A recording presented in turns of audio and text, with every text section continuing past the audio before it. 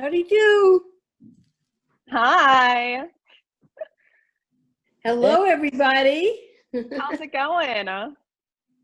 It's going okay. How about with you? Good, good. Great. I'm excited to see you today. That's great. Yay, I'm so excited to be here. Yeah, I went online. I love your work. It's beautiful. Thank you so much. Thank you. Great. Yeah, I feel so honored to show at Greenwich House Pottery, so I'm super excited about it. Hope everybody saw that invitation. I called a few people, and the ones I called hadn't seen it, so they're gonna jump on them. They're coming. Awesome. Yeah. Great. Sounds great. Hi, everybody.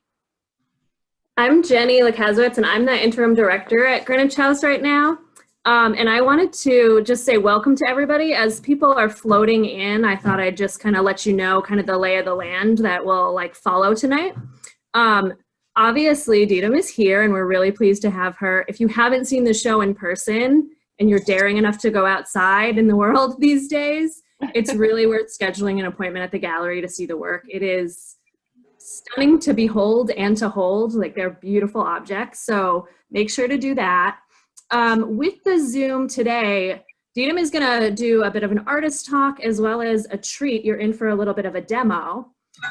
We have a presentation of the exhibition that is a slideshow, so we will have everybody be able to answer, ask and have questions answered while Didem is presenting, but then we'll tap you onto mute while we show you the gallery space as it's set up, and then after that we'll do a little Q&A. If you have any questions throughout that you don't necessarily want to ask aloud, or during the exhibition something comes up, you can always type that into the chat and Caitlin will help moderate a discussion thereafter. So feel free to put those questions there, but also jump in while the demo is going on if you have them.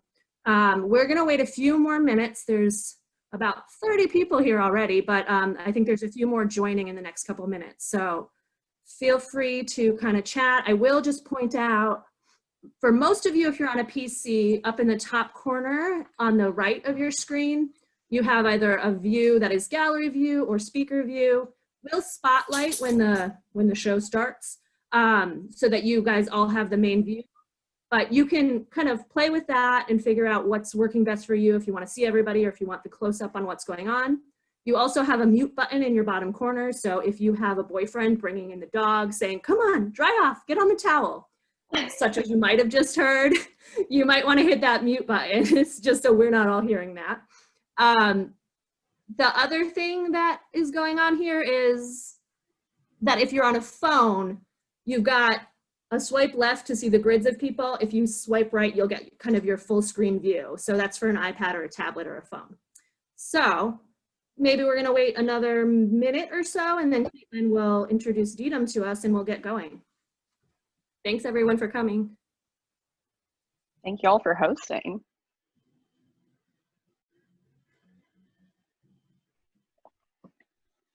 I see Karen Weiss's name there. Nice. Hi, everyone. Hi, Nancy. Hi. Didem, I'm coming to see the show on Tuesday. I'm really excited. Yay! Oh my gosh, awesome. Love Can't that. wait. Yay, have you been going out a good bit right now? A little bit, yeah. I met you back at the Philly Potters tour when you were at Ryan's, and I love the piece I have from you. So I was so excited that you were going to be shown in New York. It's very exciting. Thank you so much. I've been super hyped about it I think I've known about the show for about a year, and so it's been very exciting for me to get to show at Greenwich House Pottery. Oh, well, congratulations. It's great. Thanks. Thank you so much. Thanks for being here for the talk too. Oh, I can't wait. Yeah. Very excited. Awesome. Love your work. Thank you. What piece do you have of mine? Here, I'll get it for you. It's one of your. Great. Oh my gosh, show and tell. Love it. Yeah. Where did it? Oh, here. It's over here. I moved my house around. So it's all right. We're with you guys. I'm horrible with technology, so bear with me. No worries. Let's see if I turn on a light. I'm trying to see. Can you see it? Yeah. Oh, nice. One of the oval bowls. Yeah, it's really beautiful. Awesome. Great textured Thanks. bottom, and yeah, I love it. Thank Use it you all the so time. much. Awesome. I love to hear that. Are you in San Francisco right now? Yeah. I'm over in Occidental, California, which is about an hour-ish away from San Francisco, and kind of moved up here at the start of the shelter in place. Yeah, and I'll get into all that. So it's been really sweet being up in Occidental. It's a beautiful area. So I feel very, very, very lucky. Oh, that's great. Yeah, All right, well, I'll yeah. let people talk to you too. No worries. Thanks so much for being here. Oh, thank you.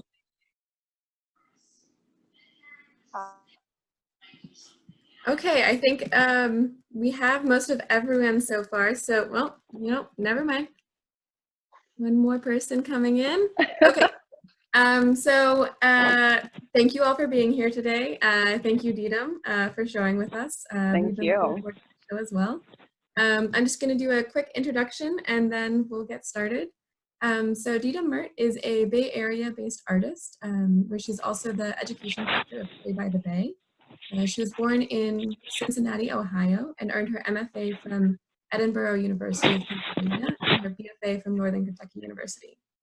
She has shown her work nationally, including at the Kiln Studio, Clay AKR. Am I supposed to pronounce it Akar, or I've never actually said it out loud? Clay AKR, yeah. Okay, great, Clay Akar.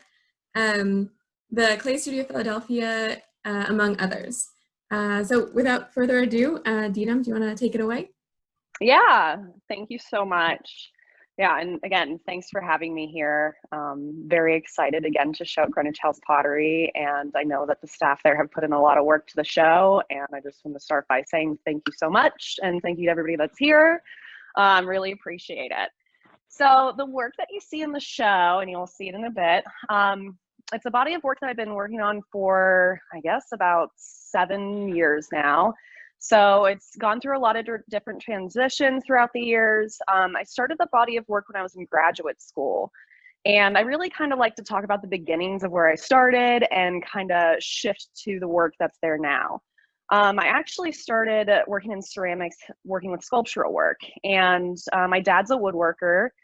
And I grew up sort of going into his wood shop, being able to see the rough cut wood, and then in relation to like the final cabinetry that he would create. So I always loved that contrast of seeing the material in its more raw state and then getting to see it once it's fully completed and turned into a cabinet, like a kitchen, a dining room table, anything like that. And I loved that like rough texture in comparison to that like very smooth, finished texture of the wood grain once it's been sanded and stained and maybe has some polyurethane on it. So yeah, grew up seeing that throughout my life with my dad, and also getting to use his work. So he makes functional cabinetry. So he would, redesign the kitchen in our home, and getting to actually interact with what he did on a daily basis was really fascinating to me. So when I started working in clay, I started working on sculptural work, and then I started to spend more time making pots. I first started off wheel throwing, and then I switched to sort of wheel thrown in altered forms. And that switch kind of came with also getting into wood firing. So my dad uses wood as a material. So I thought, well, this sounds great. Like I'll use his end cuts, which are really beautiful end cuts of like cherry and mahogany.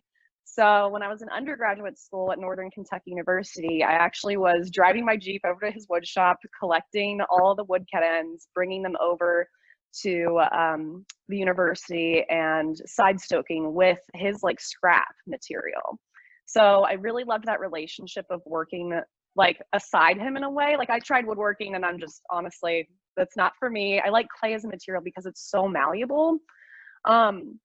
But one of the things that I started to realize was I was really trying to bring in more color into the work, and the two things that really made me enjoy wood firing were that I got to use material my dad used as well, but also I loved the different surface textures that would happen on wood-fired pots. So I loved the mattes, I loved the more semi-matte, the gloss that would happen.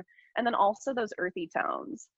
So I started to realize though, like I'm trying to bring in more color. And part of that I think had to do a lot with the fact that when I was in my dad's wood shop, there's a lot of heavy machinery that is in a wood shop.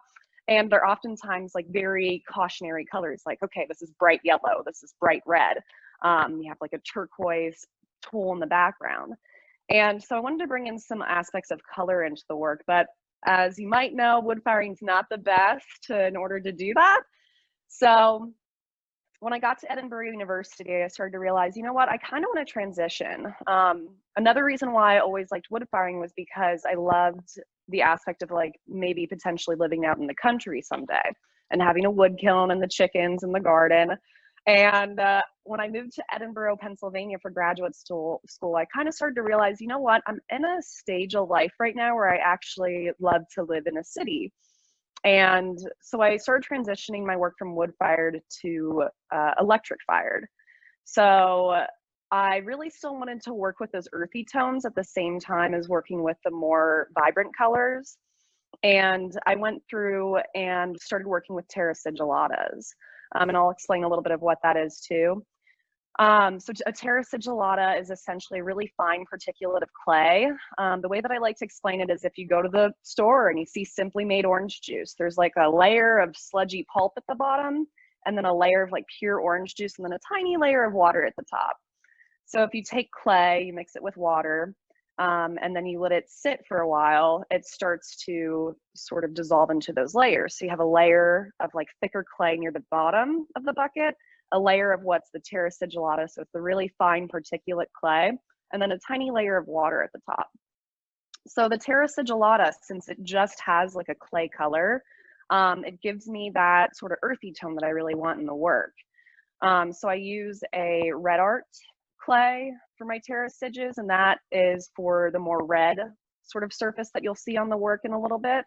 And then the white surface that you see on the outside is actually XX Sagar clay. So I have an example of that right here. So this surface right here that you'll see on a lot of the pieces in the show is what that XX Sagar is. So I loved that I could work with the terra siges, and it kind of gave the feeling too of like a leather hard clay once fired. I feel like clay is so alive at that point when it's leather hard, and then it kind of gets bone dry, and then it starts to sort of feel a little dead sometimes to me. And so I love the terra sig because it kind of brings life back to the clay, but by keeping it sort of more muted than putting the full glossy glaze on the work. So using the terra sigillatas and then also using under glazes, I'm able to add vibrant colors to the work. So for instance, like this pink, and there's like a hint of yellow right on the outside, sort of outlining that, and then a little bit of chartreuse right on the inside. So that's why I started to bring in some more of those vibrant aspects of the work. And then also using different liner glazes on the interior. So you can see there's like this pastel sort of pink on the inside of this piece. So really looking at like color theory too.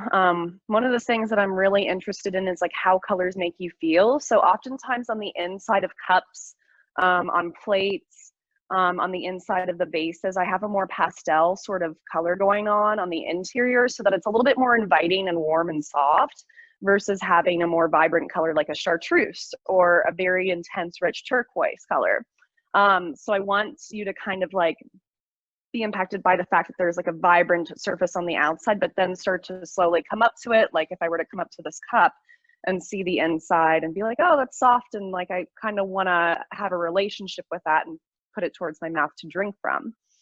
I also work a lot with lusters. I started to bring in lusters because I wanted to bring in a gold surface to the work, because my family is also Turkish, and so there's a lot of Turkish culture happening in my life, but specifically when I was growing up. And one of the things that I had always really admired that my mom had were some Turkish pieces of gold jewelry that were like sort of family heirlooms. I actually always wear these on my wrist now.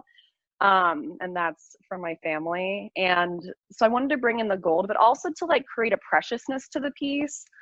Because the work is now pinched, and I'll get into that in a little bit as well, I want the work to kind of have like a child's touch to it, in a sense. Like, it's sophisticated, but yet it brings about an emotional feeling of like touch and like really getting to know a material. But I want to create that preciousness with the gold on the outside and really sort of like bring your eyes in. When I see the gold, I'm kind of like, oh, I'm a squirrel. Like, whoa, what is that over there? So I like that as another sort of vibrant aspect of the work when you're looking at it. I started shifting from making wheel-thrown and altered pottery, to making pinched pottery, because I felt like my thrown work, it wasn't showing a lot of the characteristics and like a lot of my personality. And I was also having some back feel all day, and I started to think like, well, I want to kind of change up the work and bring in more of my touch into the work. I didn't think it would be so literal in terms of the pinch mark, but I wanted to bring in more of my touch, and I also wanted to start hand building more. I started off making sculptural work, so I've really been hand building for about 13 plus years. So I thought, you know what, I kind of want to revert back to some of those sculptural tendencies that I had starting off in clay and see where that goes in my pottery making. So I just started making slabs, and from there I started texturing slabs with like shells and just like anything that I found. Basically, like I would go outside and find rocks and texture slabs and put them together to make cups and different objects. But then at one point I thought, well, what if I take the slab and I actually like create a cylindrical form and then pinch that slab so that it's thinner, but also I'm literally bringing in my fingerprint into the work. And that then will reference like that sort of rough sawn wood that I was also seeing at my dad's wood shop growing up, because touch is so important, right? And we're constantly touching functional objects. So I thought this makes sense. So I started pinching slabs, and I just kind of went from there. I really loved the surface of the pinch mark, but also I loved what the terra sigillata specifically does with that pinch mark. When you see the pieces really in person, what you'll see is the terra sig kind of like dips into areas where there's a heavier pinch mark or like a wrinkle in the work, and it'll be like more opaque in those areas. And then on the areas that are sort of raised, it almost creates more of like, it almost looks like looking through flesh and like seeing veins in a way. Like it's much softer than that, but I always really enjoyed that sort of, it's sort of just like a piece of really thin like fabric over top of the clay body. And I think there's something really inviting and also mysterious about that. I also like to work a lot with processes. So I, at one point, wood fired, and so I would have to create wadding to put on the bottom of pieces so they wouldn't stick to the kilns. So one of the things that I often do in a lot of my work, and specifically the more smaller work, is I like to reference that process that I once used. So these little, I call them nipple feet because they look like little nipples on the bottom of the pieces.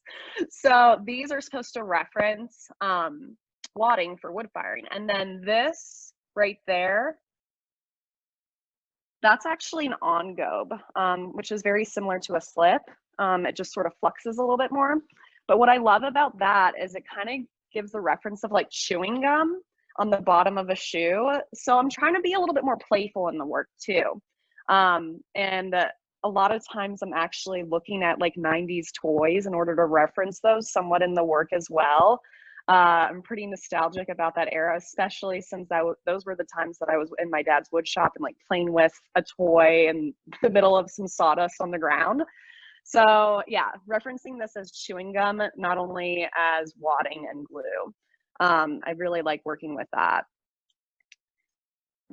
And so some of the different aspects of the work too is that I'm trying to contrast different textures. So I have the pinch mark, but also like when you look at the bottom of this piece, it's really smooth, very, very flat.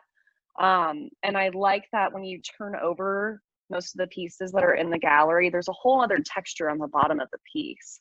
So when I think about the bottom or the foot, I'm thinking a lot about like, how can I surprise the viewer or the user? not only in how the work feels, but also how it looks. So with a lot of the mugs and cups, there's a pinch texture on the exterior. Sometimes there's additions of clay on the outside, such as using sprig molds, which is almost like a little stamp that has a divot in it. But then when you turn over the piece, you might see different aspects of like wrinkles of clay, or you might see a heavier, more forced pinch mark, or you might see a sort of smooth base. So I like that surprise element versus having it all be sort of one texture. And another thing that I also think about a lot when I'm making the work is I really love making metal work. So I kind of bring in some of the processes of metal work, like fine scale metal jewelry work, into the pieces that are ceramic. So I might sometimes use a heavier pinch mark on the pieces in order to reference like hammering metal or forging metal. And yeah, I really adore metalworking a lot. I feel like I always say if I wasn't working in clay, I'd probably want to work in jewelry making. Another thing that I do is I sort of change up the handles. So I won't necessarily put a pinch texture on the handles, but I'll make that more of a smooth surface. So that sort of references then the bottom again. A lot of the work that's in this show, I was actually changing up some of the surface decoration for this show, specifically at Greenwich House Pottery. More so in the past, I would have a more simple design on the outside of the piece. So like a simple arch, maybe just in luster with like a little dot of pink on the side. But with this show, I kind of wanted to bring in some aspects of like really working with colors together a little bit more. So bringing in like chartreuse and pink together to really, you know, play off of one another. And then like orange and yellow and black together. It is the fall season as well. And I was pretty hyped to have a show in October because I love October and I love Halloween. So yeah, trying to work with color more and really seeing how that plays into the emotion of how you see the piece and how you interact with the piece. One of the things that I also really enjoy is Memphis group style work. So looking into some of that and the different designs that were sort of in the home as far as like vases go and different ceramics, and sort of bringing that into the design work for these pieces was important for me. And then a lot of the work that's in the gallery too, there's a lot of cups and mugs and then some larger vases. What I was really thinking about is I wanted a lot of intimate objects, like a lot of objects that you can hold in your hand. And I think that's partially just because I'm looking for comfort a lot of the time right now. I think we all are. So just thinking about, you know, using your favorite mug every day or your favorite cup every day and having a really intimate relationship with that. The cups that are in the gallery specifically, all of them have a pretty intense undulating rim. So it kind of goes up and down pretty significantly. And one of the reasons why I had been working with that for this show was because I've been playing with that idea of bringing in more of an undulation to the rim for a while, but I wasn't sure that I really wanted to dive into it yet. But what I've been finding through some pieces that I had made prior to making the work for this show was that they almost become more intimate in that undulation because you find that like one little spot that just fits your lips and curvature of your lips so well. So yeah, really diving into what each individual sort of needs in that piece of work has been sort of fascinating to me. And then the larger pieces that are in the show, those ones I actually coil build. So I start off with a slab and then I start to coil on top of that and I paddle the work as well. And that has always been something that I've been very interested in, making larger work and seeing how that sort of reacts or interacts with the smaller work. But I love the larger pieces because they really set a tone for like a space. And so there's, I think, about 3 large scale vessels in the show. And with those, I've also been looking a lot at like zigzag patterning and sort of wave patterning and seeing how those relate, but they're also very separate, and that a wave is very organic and a zigzag is very much more geometric. And that kind of like makes your eye move within the gallery a lot as well, because you're constantly sort of doing this. And with the pieces that are on the shelf for all the mugs, all of those, I was sort of thinking about like how each design interacts with one another too. So it's kind of like a progression from color, but also in terms of like almost creating like thinking about a painting and how it would move, if that makes sense. Yeah. And so I did want to do a demo as well for everybody too, as we're doing questions and that sort of thing. So when we are going through sort of the gallery space and you're checking out some of the work, I definitely want to know like what sort of questions y'all have about process. I'm very sort of process driven in the work. And so working with the coils and working with the slabs as well, I'm always trying to come up with new sort of forms that I can create through those different processes and sort of pushing them together. Another thing that I'll do with the work is I'll actually throw an altar a little bit still. I primarily hand build. I would say that 90% of the building takes place with hand building, but then occasionally I will throw and then add additions to the work too.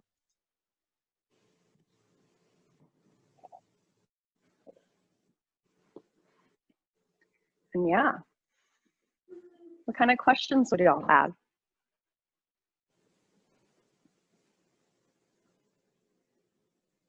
Do you glaze in cone 6? Good question. So I actually glazed to about cone 5. So the work is all stoneware. One thing that I had started with this body of work was I actually started making it in an earthenware, like a terracotta kind of clay. And I started to realize very quickly, I was like, well, I'm really leaving a lot of the surfaces untouched with glaze. The terra sigillata, it's clay. So it does seal the surface somewhat, but I actually work in a mid-range stoneware so that I can vitrify the clay. The clay kind of becomes glass-like, right? Sorry? Oh. So yeah, it's fired to about cone 5, and that's really to make sure that the pieces are very food safe. So the work's fired to cone, well, I bisked to 08, and then it's glaze fired to cone 5, and then the luster firing's done to cone 18. So with a lot of the work that's in the show, it's actually 3 firings, occasionally 4. So one of the things that will happen is I do have a lot of smaller areas that I luster. So I might miss a little dot here and there. And so I'll go back through and I'll fire the work again with another luster firing. So most of the work is 3 firings, sometimes 4. And the way that the sort of process goes is I build the piece, it gets completely dry. So I have to dry out the piece to the fullest extent to totally bone dry. And then I apply the terra sigillatas to the work. And then I go through with underglaze and I paint the underglaze. And oftentimes when you see the decoration within the pieces, I actually set that up by using an X-Acto blade. So that really fine line right there, that's actually an X-Acto. Sometimes a scalpel, I use both. And it's like something that I see, but I often think that, you know, it's sort of silly that I use both tools. A scalpel has a smaller line, an X-Acto has a bit of a thicker line. And then, so that kind of gives me like a direction as far as like what areas do I want to have certain colors. So I'll go through after the terra sig and I'll paint underglazes within those lines. And then I'll use the Ongos and really set the feet up. I'll go through and I'll sign the work with underglazes and sgraffito. And then I'll go through and I will bisque the piece. It'll come out. And I actually add a liner glaze to the pieces. And this is so ridiculous, but I actually paint my liner glaze on all the pieces. I don't pour or dip or anything like that. And part of that's just because it's almost easier that way. Because there's only a glaze on the interior or like a smaller area of a lot of the pieces, it makes more sense for me to paint. And then once the liner glaze is on the inside, I do a soda ash wash across the whole thing. It often kind of looks like I'm painting water on my pieces, which looks ridiculous if you see me in the studio. It's like, what is she doing painting water with a paintbrush on her pieces? So the soda ash wash is really great because it sort of fluxes out the exterior of the pieces more. It gives it a little bit more depth. It kind of creates that sort of see-through look of the terra sigillatas like I was talking about. And yeah, it gives it more depth. So then I'll go through and I'll put semi-matte clear glazes over top of the under glazes, and I'll also put a very, very glossy glaze underneath anywhere where I'm putting luster.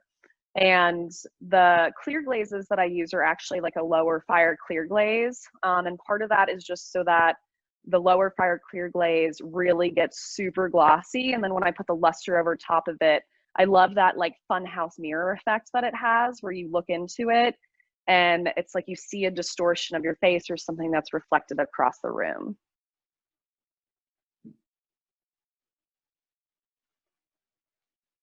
What other questions are there?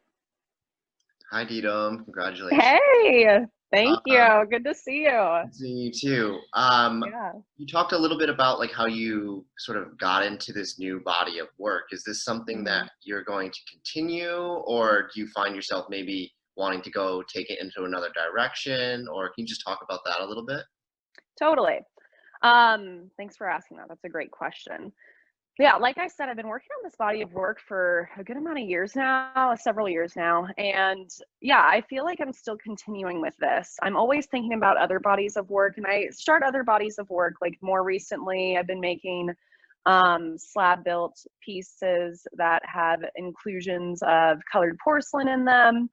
But I always kind of revert back to this work because I think there's still so much to explore with it. And that's why I have been working on it for so long. So I think that, yeah, it's going to kind of continue. One of the things that I tested several different very, very new surfaces with this body of work for the show. But I kind of knew that those were still tests that had to kind of sit in the background for a while. So one of them that I've been testing around with for about 3 years, I'd say at least, are colored terra sigillatas. And like sometimes I'll use a colored terra sigillata, but just like in a smaller area. But when I fired most of the work for this show, I also tried some more vibrant terra sigillata colors. And the way that I'm making those is I'm actually adding underglaze to the terra sig to color it. And then I'm painting that over the whole piece. And it's interesting because I still love those earthy tones, and bringing in color to the whole piece. It's been intense for me to sort of look at, but I think I'm getting closer to what I want to see in it. So there's one piece specifically, it's like a maroon sort of terra sig that I put on a plate that I was testing out. And I sprinkled borax over top of it to give it like some sheen. And I did the soda ash wash on it as well, but that borax really like gave it a lot of depth because I just sprinkled it over the plate. So it's like you can see not only the surface of like the terra sig that's fluxed out from the borax, but you can also see like right underneath where the clay body is. And the sig itself kind of like, it didn't necessarily craze, but it kind of pulled away at each other in an interesting way. So yeah, I feel like there's so many more things to explore with this body of work. So I'm going to continue with it for sure. Sounds very exciting. Thanks. Yeah. I have a question. I can't see your work closely because we're away, but do you ever use terra sig in the way some people do, where they you put it on bisque and it cracks, and you put layers and layers to crackle it? Yeah, I've like done that before, but I haven't really investigated that very much. I think it's more so happened to me on accident maybe a few times where I tried a different clay body or something like that. But it is definitely a super interesting surface. I think that like what is it called? A slip that like goes on top of bisque, and then you bisque that again. That gives you like an even more intense surface like that. But yeah, I kind of like the more muted sort of terra sig that just really like coats the surface of the clay for my work. Burnishes it, yeah. Yeah, totally.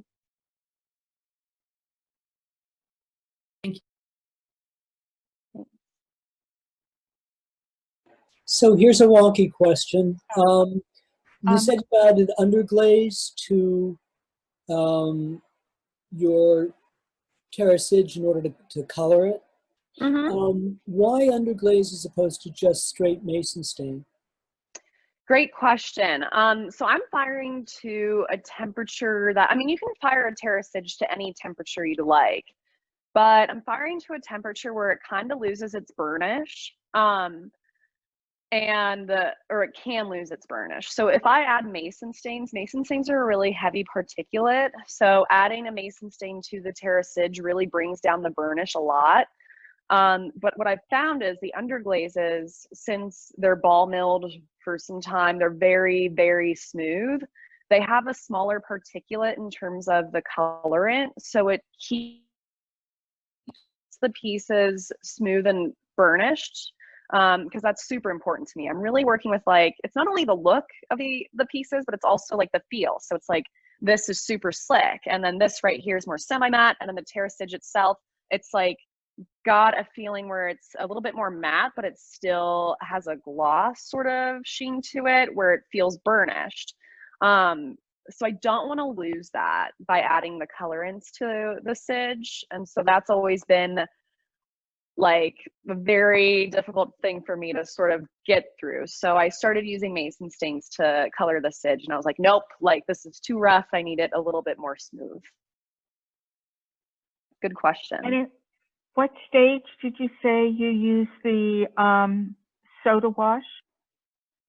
I use the soda ash wash after bisque. So I use it right after I line the pieces with the interior glaze. I then will go through and I'll just brush the soda ash on the exterior. And it's a pretty insignificant amount. It's only like, I do it in parts. So it's 1 part soda ash to about 12 to 13 parts of water. So it's pretty small, but it gives it just that little bit of pop on the pieces. And here's a really basic question. You say you brush on the glaze on the inside. What what brush are you using to avoid brush marks? Yeah, great question. So I like these brushes a lot. These are from Michaels, and they're a brush called Craft Smart. Oh, not that one. Or it's a brand called Craft Smart. They say they're camel hair brushes. I don't know if that's true, honestly, but it's a really soft brush. I use these for my sidges, but I also use these for the liner glaze. But the brush that I specifically like for glazes and the sidges is a mop style brush versus like a flat head. So yeah, the mop style is really fantastic, and they're cheap. They're like $8 for a 3-pack, and they last forever. So yeah, those are the best brushes I've found for sure. Yeah. What do you use for your underglazes? Amico underglazes through and through for sure. Okay, thanks. Yeah. Hey there, Didem. So since you moved out to it's Max. Since you moved out to California, have you seen your relationship to color or your new position as the education director affect your studio practice? Yeah, great question. Yes. So specifically, I think since being up in Occidental, so being in San Francisco, I mean, there's color everywhere, right? It actually, San Francisco as a city reminds me a lot of like seeing Turkey's landscape when you go to the city, like Ankara or Istanbul. So there's a lot of like really interesting home colors, like depending on the neighborhood you're in, you might see like a bright purple house, a bright pink house next to like a baby blue sort of colored house.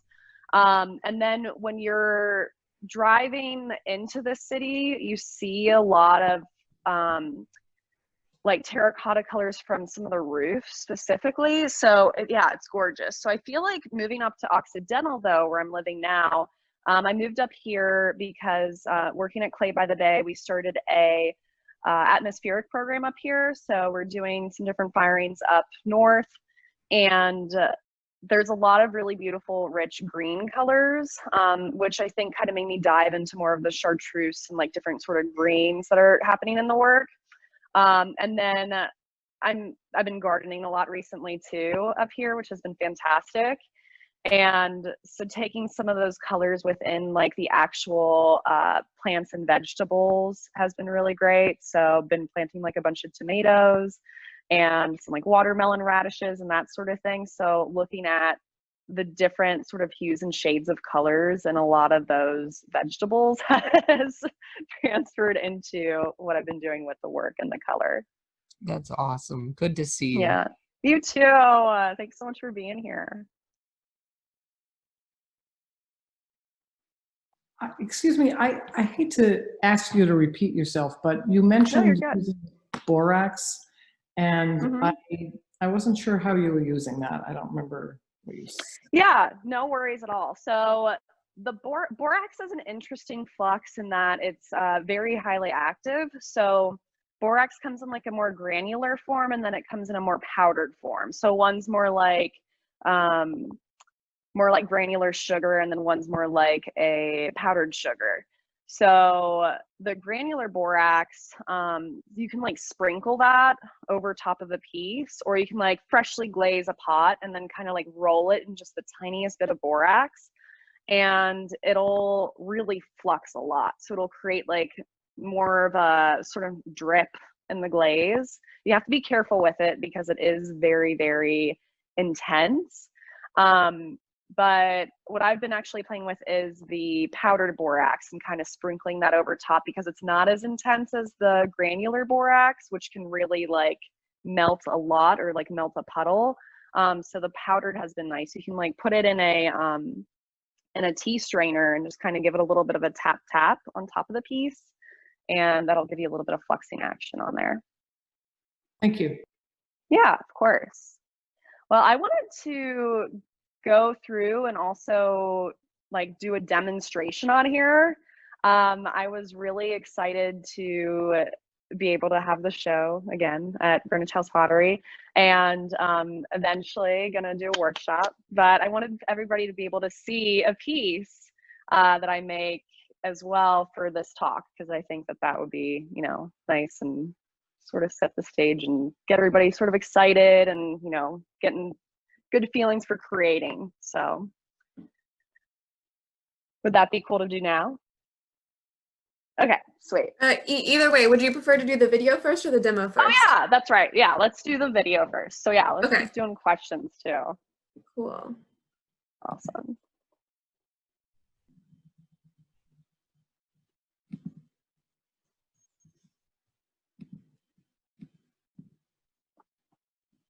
I'll get to see my messy desktop for a minute. Oh wait, just 1 minute.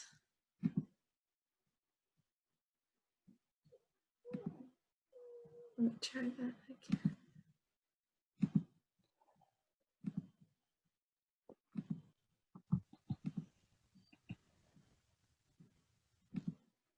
again. All right, talk amongst yourselves.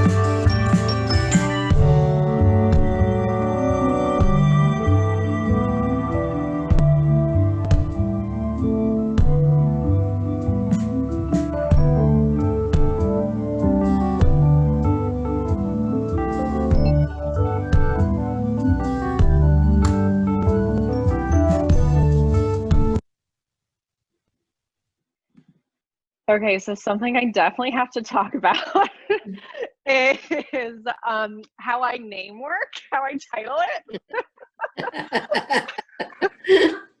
I'm sure you were watching it like, what is going on with these titles? This is insane.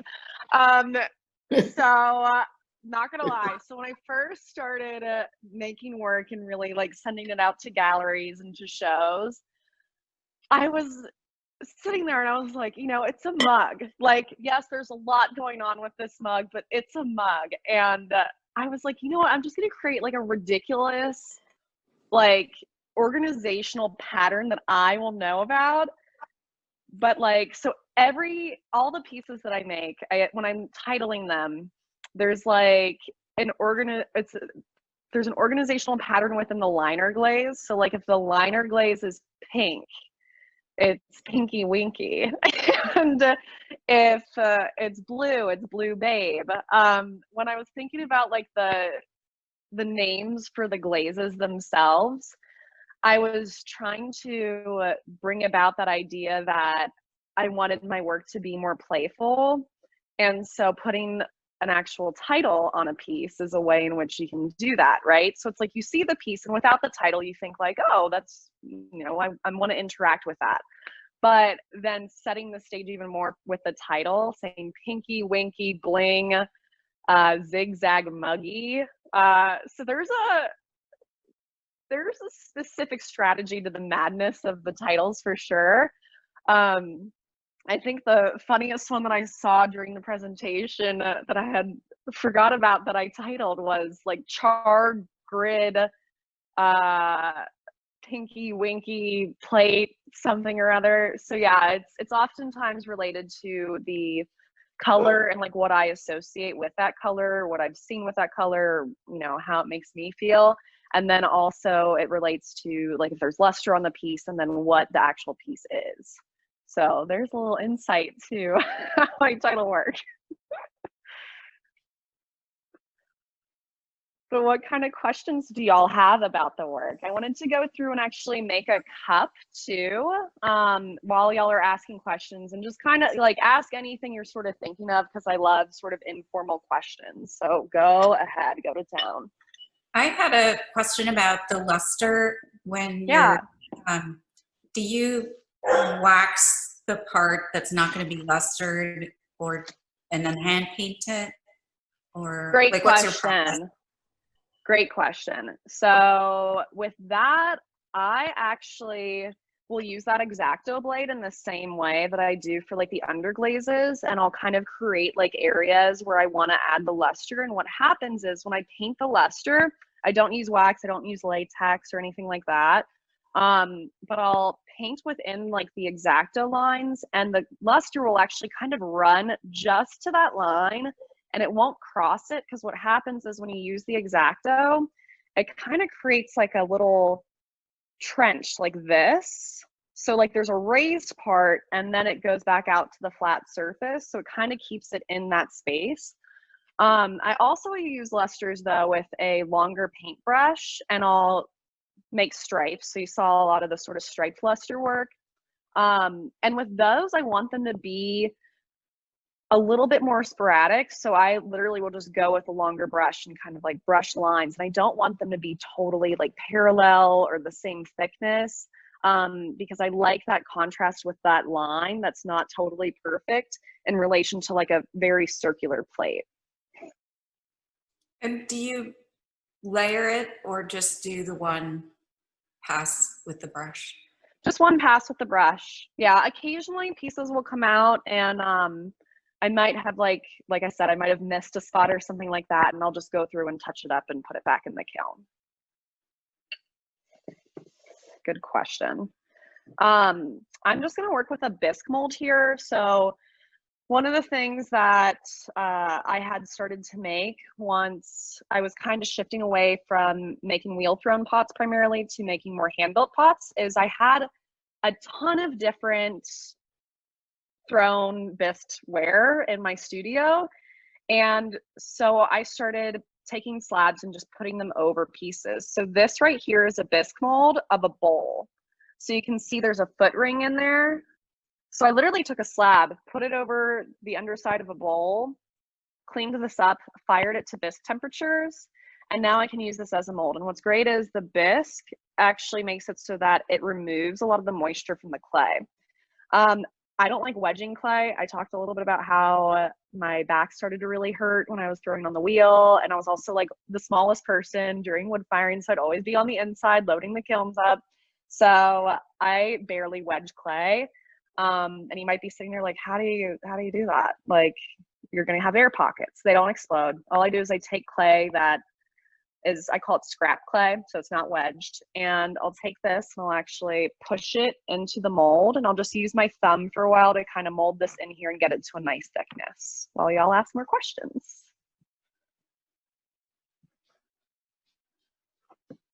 What else are y'all thinking about?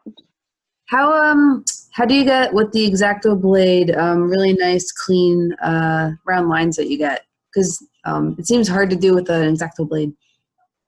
Yeah, so when I'm using the X-Acto blade, I'll use it on leather hard pieces specifically, because when it's on like very wet clay, your hand wants to move a little bit more. But what happens when the clay is leather hard is it kind of creates like a little bit of resistance, so you can make more of a straighter line. When I first started this body of work, I mean, I have a very shaky hand in all honesty. So what I would use at first was a ruler. I would just take a pretty flimsy ruler that's a metal ruler, and I would use that against the pieces and then like use the X-Acto to make those lines. Now I think that I've just done it over time so much, and I kind of want a little bit of those inconsistencies. I don't want a totally straight line anymore. So yeah, it works out well to start going through and just doing it by hand versus the ruler, but that's a great way to make a straight line. You may have already said this, but when do you put the terracage and underglazes on? Do you do it on leather hard, or do you do it on bisque? On bone dry for the terracage. Mm-hmm.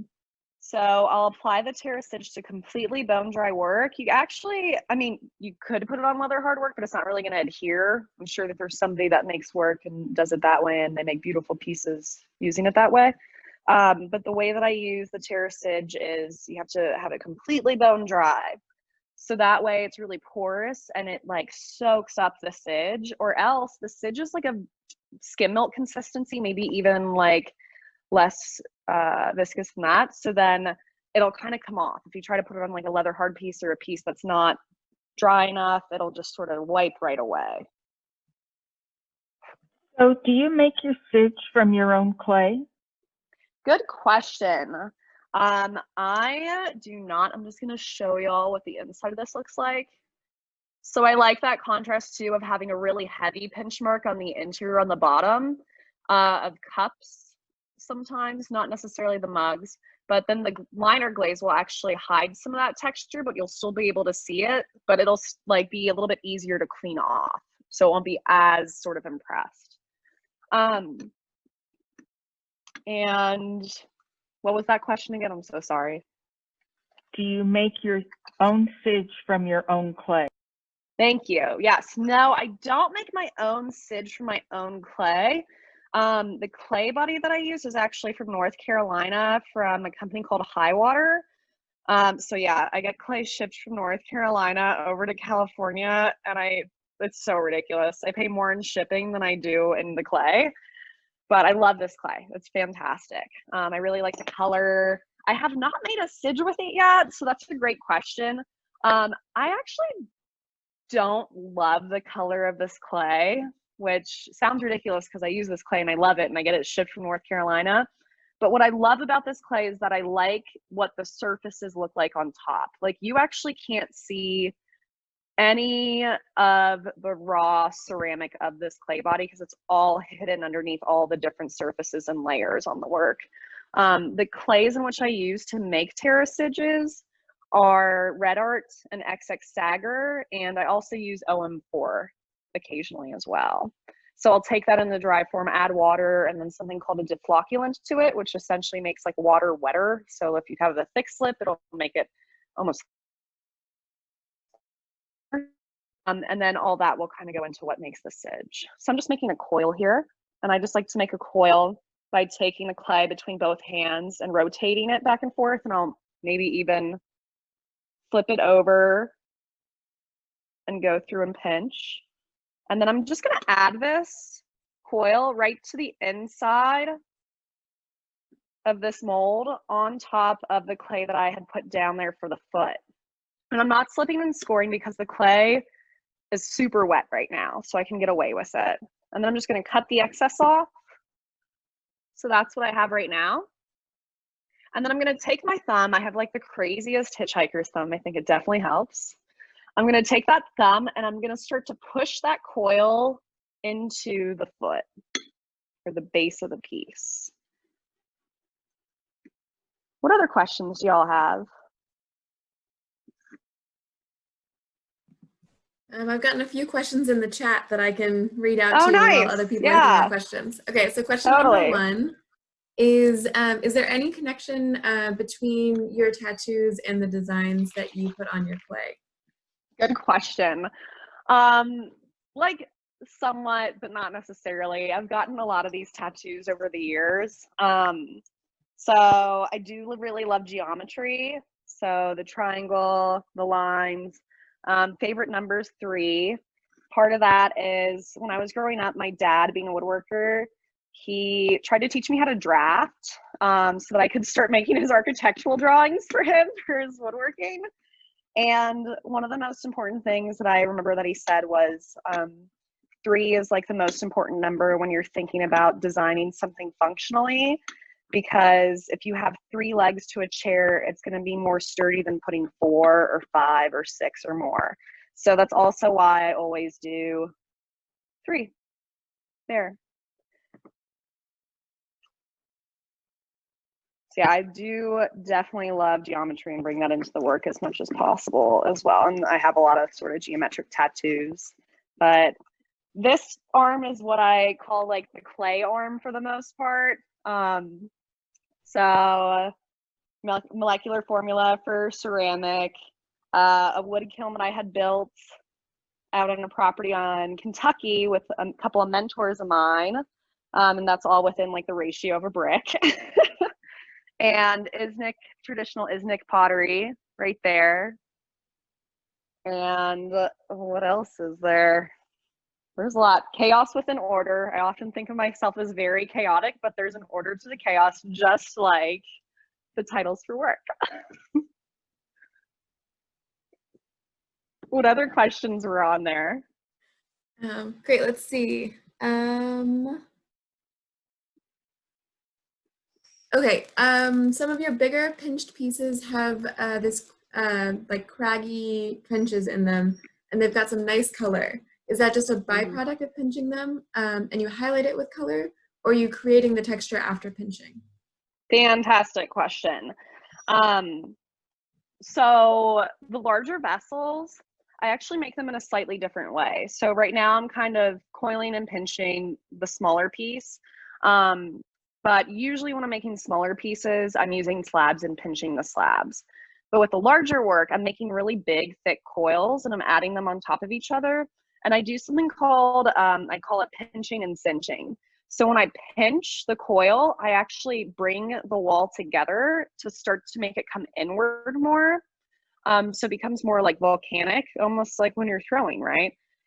But then I take my left hand and I place it on the inside of the vessel. So like if this was a larger vessel, and I'll take a paddle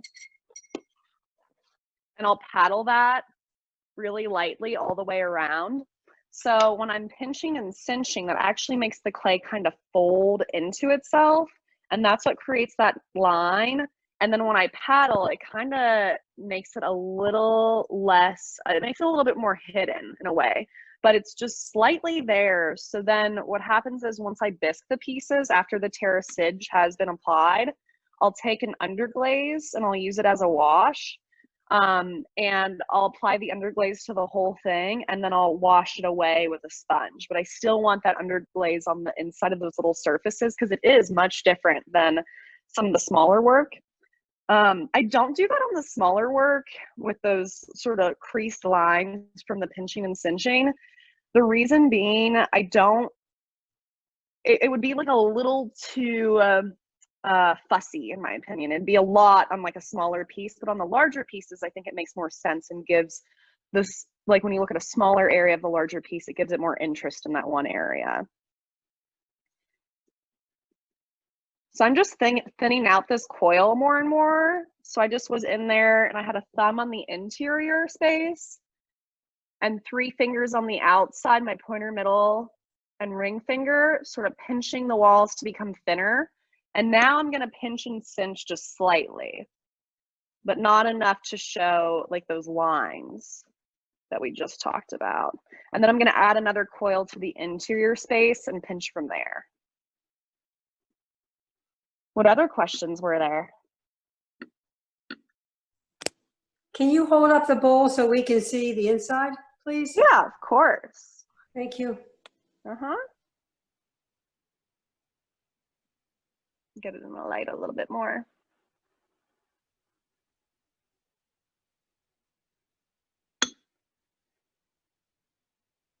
I'm gonna add another coil to this, and then I'm gonna actually blowtorch it a little bit, and then I'll take it out of the mold so you can see what's going on with it. Okay, we've got a double question while you do that. Okay, nice. What is your ratio of underglaze to terracid when you color the sidge? And what high water clay do you use?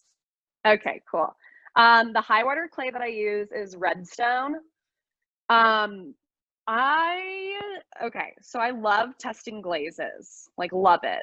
But at a certain point, when I was wood firing, everything was very like extremely sort of to the point organized in terms of like my glazes. You needed the exact gram, this exact number, need to be done this way or else the piece would crack. So when I got into this body of work, I kind of started it doing the same thing. Like, okay, everything has to be exact and to the point. And then one day I was just sitting there, I was like, wait, I'm sick of this. Like, I want to be more like a painter in how I'm even making my glaze. So I actually have one base glaze for all my liner glazes.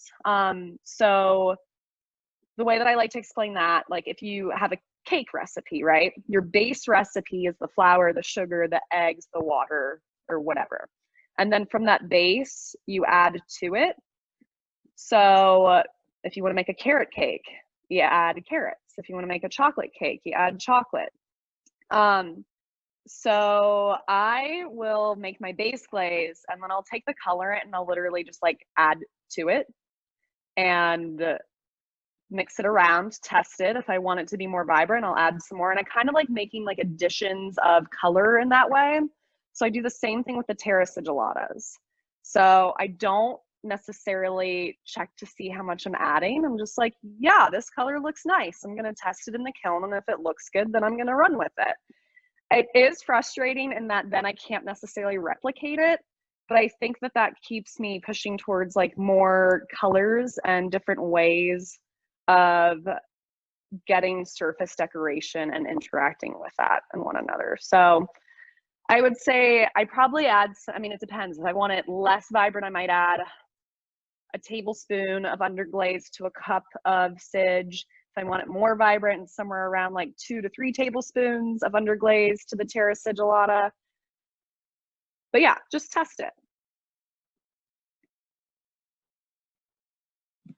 Great, and then we've got some more questions coming in. Nice. This one is about how you plan your design work. Do you plan ahead or do you modify and lay colors and design as you go? How much is planned and how much is spontaneous? Yeah. So I sketch a lot.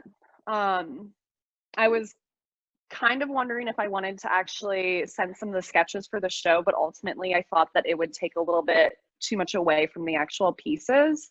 So I sketch a lot and I've been actually doing more collages as well. So just taking like colored paper, cutting it up, taking like little pieces of scrap metal from when I used to do small scale metal smithing, cutting that up and adding to these collages, doing like some painting on the collages as well. and just kind of trying to make it playful and having fun with it. I'm all about play and having fun in my work, obviously. So I do sketch quite a bit. Once I have like, I would say about 10 to 20, maybe even sometimes 30 sketches, then I'll start to actually go into making the work and putting the surface decoration on the work. And then from there, it's a conversation between the sketch and actually doing it in the physical realm on the 3-dimensional piece. So then it's almost like I sketch from the sketches onto the work. That's a great question. Okay, and here's one not about your work, but how did you end up in San Francisco? Great question too. So I had come out to San Francisco in 2017. I was lucky enough for Clay by the Bay to ask me to come out and do a workshop, and I was hyped. I came to San Francisco for the first time ever when I was 12, and I've actually always had the dream of living out here, like a lot of people, and just really loved the city. Again, it was my second time coming, and really enjoyed the staff at Clay by the Bay, the studio itself.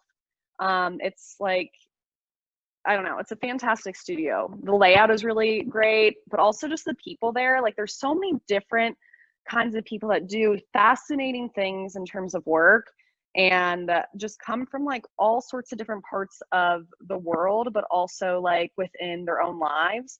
So I had a blast, and I was thankful to then they asked me to come back out about 9 months later. At that point, I was at the Archie Bray Foundation for a summer residency, and I was kind of going through a transitional period. So I had sort of reached back out to Clay by the Bay after my second workshop and said, you know, I think that y'all mentioned that you were going to be working on another project.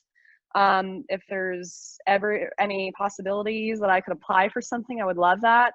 Because I was working as a studio potter after I left graduate school, and I was in Cincinnati, needed a change, went to the Bray, and that's when I realized, like, I need more. Like, I need more community. I want to be a part of something bigger than just sort of like, you know, hanging out and making my own work, and just hanging out with myself. I needed to be around more people. So I was lucky enough to have come out here for my position here at Clay by the Bay. So yeah, I've been working on the curriculum and as the education director for about 1.5 years now. And yeah, still love being out here. You know, it's intense times for sure with everything that's going on in the world, but it's so great to be able to, you know, share the love of clay. And we've been trying to come up with some really exciting different options for people, because everybody's in a different stage in life right now too. It's like some people are able to go out, some people are not able to go out.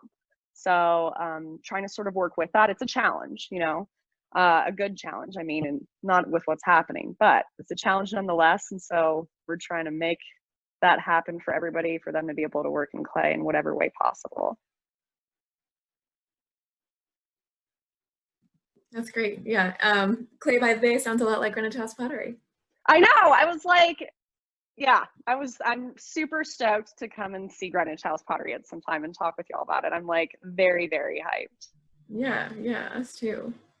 And you got another question. Is this hand building method that you're demonstrating now, is it the same method that you'd use for larger pieces, or would you do something different?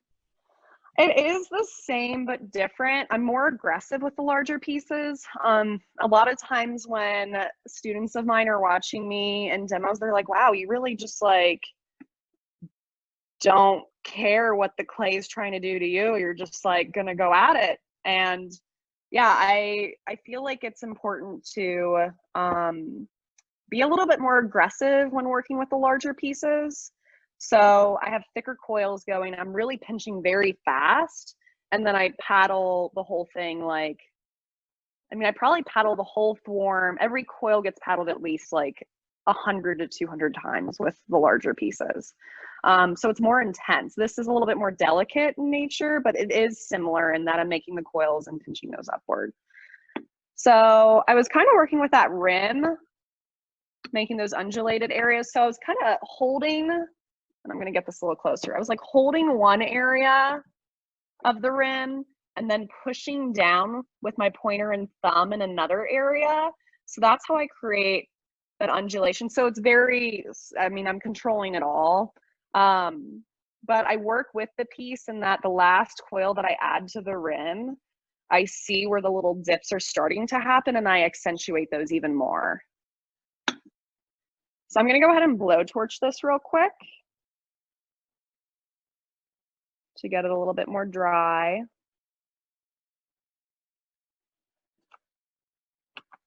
And then I'm gonna pull it out of the mold. And I'm just realizing to find a lighter real quick, so I'll be right back, but keep talking.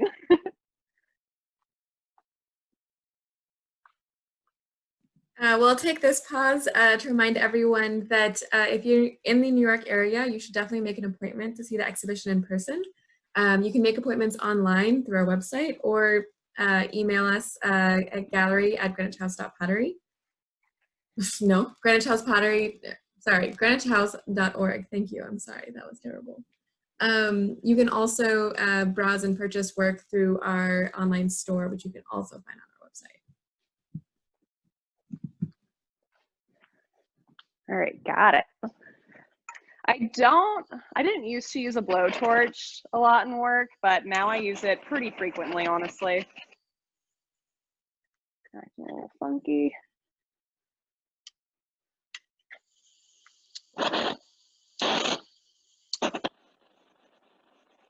Well, it's acting a little weird, so that's okay. So I can go ahead and just pull this out right now. I do like working with a blowtorch because it allows me to work a little bit faster.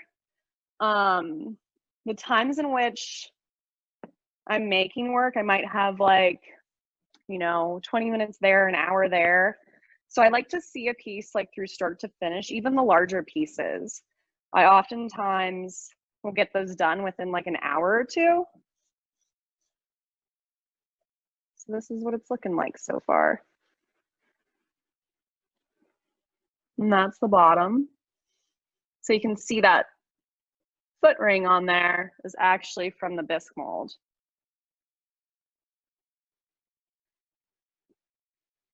What other questions were there?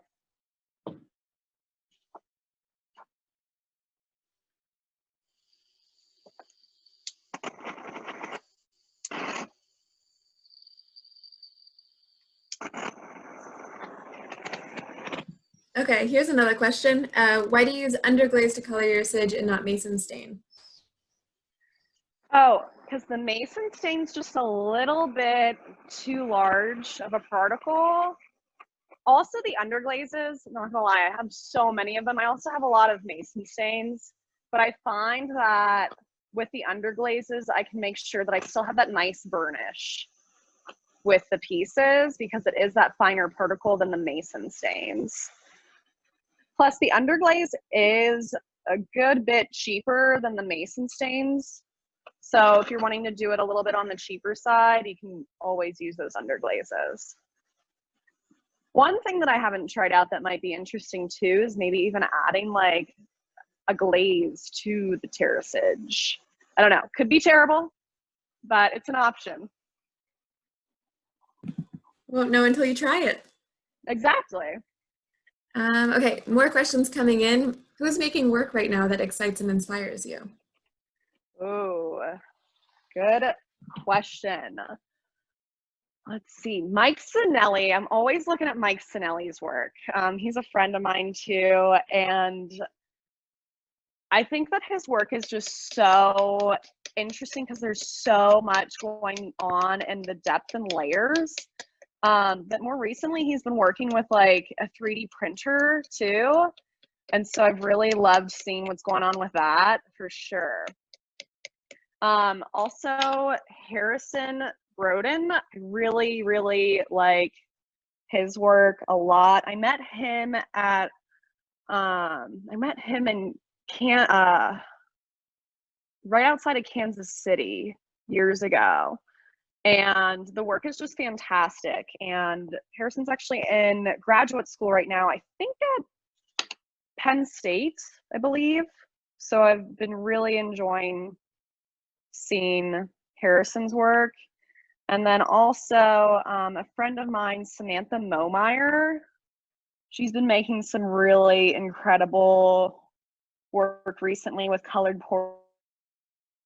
porcelain, and she's in Helena, Montana, and I think that she's still working with Tara Wilson. Yeah, good question.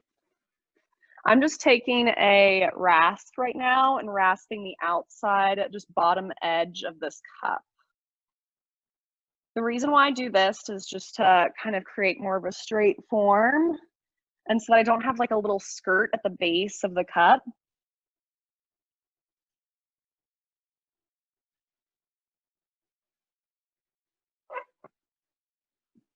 One of the things that I'm really cautious about is any dry clay bits. So I always get those little bits off of my working surface right away as they're wet. And I put them in a water bucket right away. Okay, this is a question from me, not from the chat. But can you explain? It looks like you've taped a board onto your banding wheel, and I'm just curious to hear more about that decision. Yeah, great point. So this board here, it's actually bisque tile. So you can buy bisque tile for super cheap. It's like, I don't know, 30 cents a tile to $1 for a tile. And it's a fantastic working surface. Of course, it's brittle because it's bisque, but they're cheap, they're flat, and they're porous.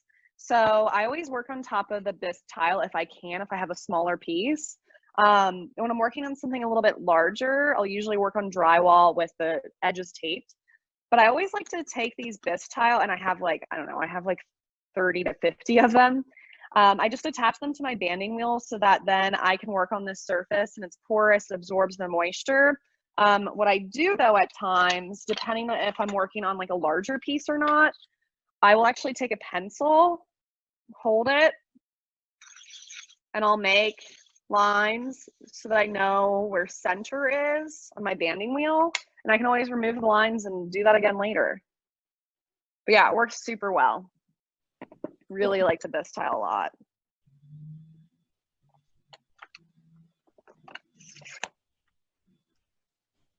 What other kinds of questions do y'all have?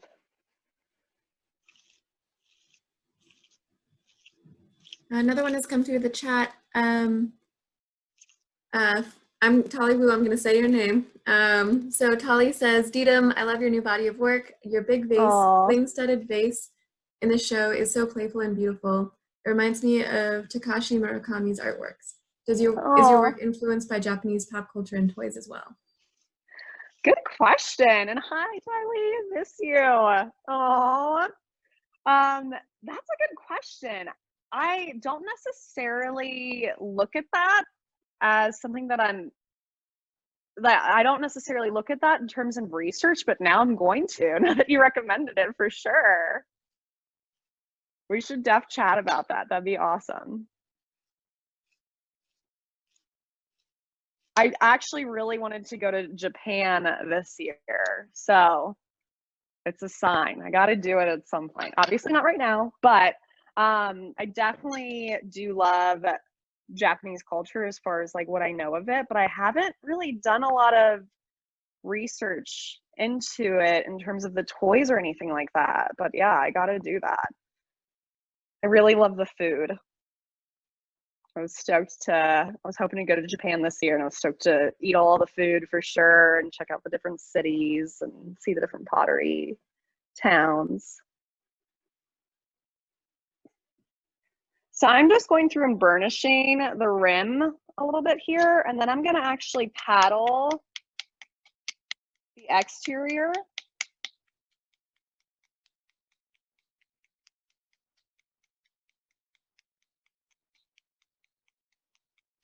And sometimes I'll take my thumbs on the interior space and I might like bulge out one area of the cup and like kind of bring one area in and tuck it a little bit. I never really do any darting though, but I kind of like this as more of a straight walled form that comes in a little bit as well. I'm gonna flip it so it's upside down. I'm just gonna give it a light paddle right on this transition, just to make sure that that angle is looking real nice.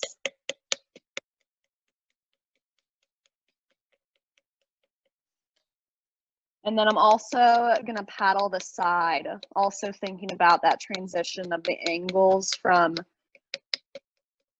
the walls of the cup to the base.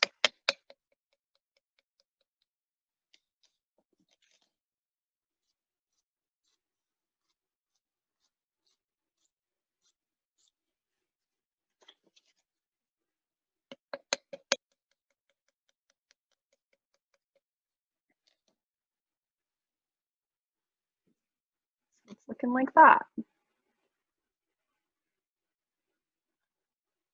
Can't see the inside well. I wonder if I can do this. Let's try this out.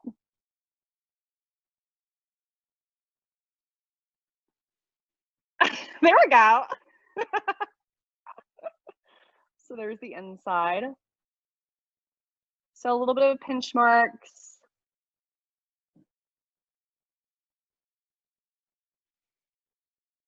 All right, and I think that I want to put some little inclusions on this too, because I have quite a few cups that are at the gallery that have some inclusions on them. So let me grab some of those.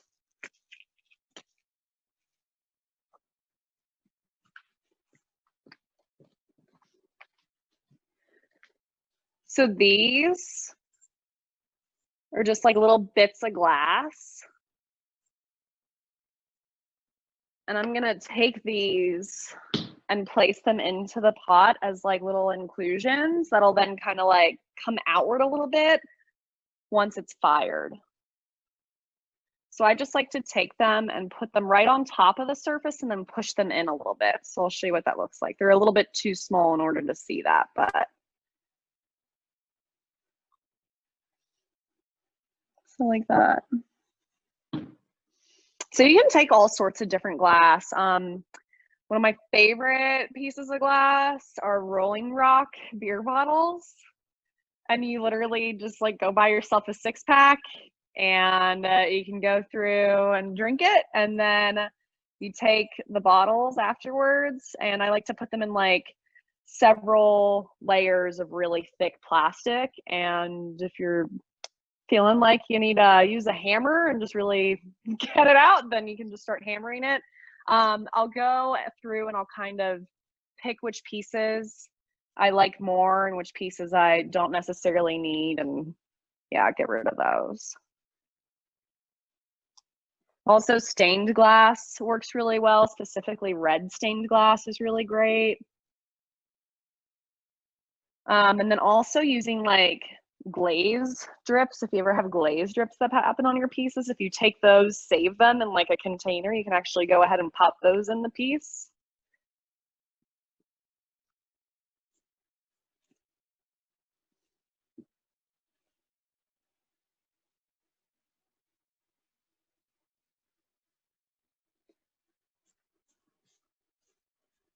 What other questions do y'all have about the work?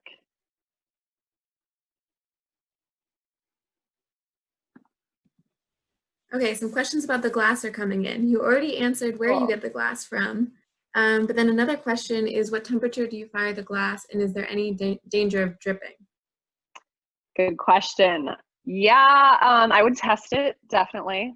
There's always a risk that it's going to drip. So one of the things that I don't like about glass, specifically like, you know, working at Clay by the Bay, like, where'd you get this glass? You're using a lot of glass, or you're using, you know, the perfect amount of glass. You have to think about how much you're using. So I'm just putting like little chunks in here and there. More than likely, if you try that out, test it, always test it.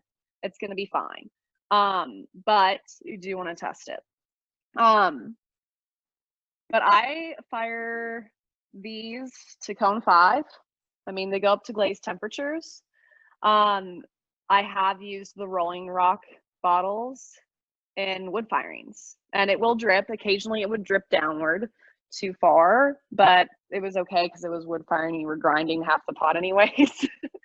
But yeah, with this, like going to cone 6-ish, totally cool. Again, always test it. The way that I would test that is just having like a cup or a cylinder, placing like one of these on one side of the cup, maybe 2 next to each other on another side of the cup, and then like 3, 4, and so on, and see how much it drips. So what's great is when you push it into the clay, you'll have like a little indentation right there, and then you can see how much it drips past that. So that's what you really want to look for in terms of like, well, I wouldn't necessarily want to put a glaze drip right down here, or a glass piece right down there, because then it will drip down the side of the piece.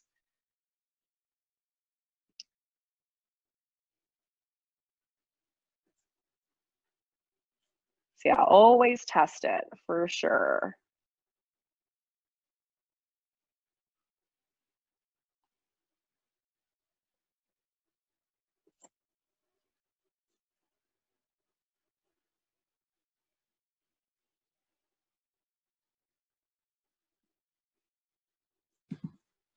Okay, and a specific question, what kind of glass are you using right now?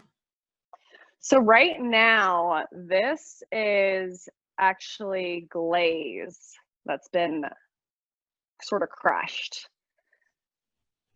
Yeah, it's pretty intense stuff. It's got some opacity to it. So there's like a good bit of Zercopax in it. And yeah, some intense yellow stain.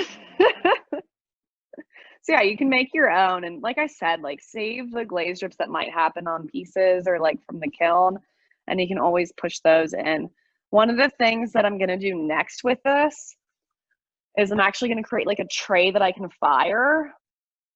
And I'm gonna place like alumina hydrate in it and like actually create like little beads of this so that it'll be a little bit larger and I can shove them into the piece and have a little bit more drippage. Very cool. And someone else wants to know if you've ever tried embedding broken porcelain into your clay. Good question. I like I was talking about, I've been working on a body of work that has some porcelain inclusions in it. I don't actually fire it, which is so silly, but I like take porcelain, I'll let it dry out and I'll crush it, which is not great. But then I pick the bigger pieces and I'll push them into the pot in a similar way like this with the glass. But I don't fire them. And I actually had that thought the last time I made work like that. I was like, wait, why am I doing it like this? Because I'm getting a bunch of clay dust, which isn't good for me, first of all. And second of all, I would have bigger chunks if I just fired it first and then broke it up. So that's coming soon. And I'm just going to clean up the rim a little bit. I am going to use a little bit of water. There's just some inconsistencies in the rim, even though it's undulating. What I'm talking about is more like inconsistencies in the thickness of the rim that I'm not all about. So I'm just taking the tiniest bit of water on my finger and kind of just smoothing the rim. Still keeping the undulation, but just smoothing the rim. And then I'll burnish that rim and just kind of go over it several times with my finger too.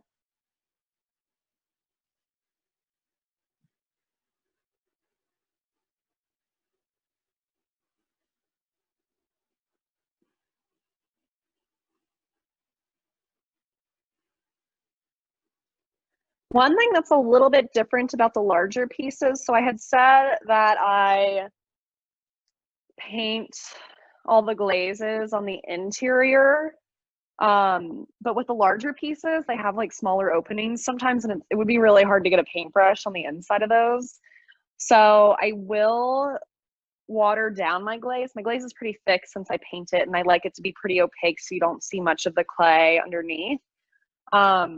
But I will water down the glaze and I'll pour it into the larger vessels and then pour out.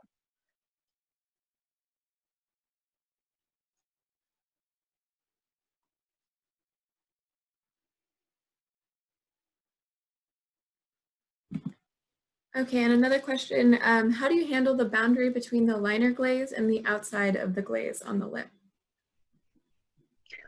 On the lip. Or sorry, good. The liner glaze and the outside glaze on the lip, yeah. Oh, yeah. So since the outside area is the sidge, I paint the glaze on the inside, right? And then right after I'm done glazing it, I take a sponge, and I'll just sort of show you what I do with a sponge here on this piece. I'll wring out all the water, and I'll just very carefully go against the rim because I like that glaze just kind of creeping out the tiniest bit on the outside. So I'll just go back and forth, and I might spend like a good 3 to 5 minutes just kind of cleaning up that glaze along the rim. With the plates, I will use wax resist sometimes. If I have that sort of stippled line, I'll use wax resist, and if not, then I'll use a sponge and clean up afterwards. But it is nice because I do have more control with the brush versus pouring or dipping.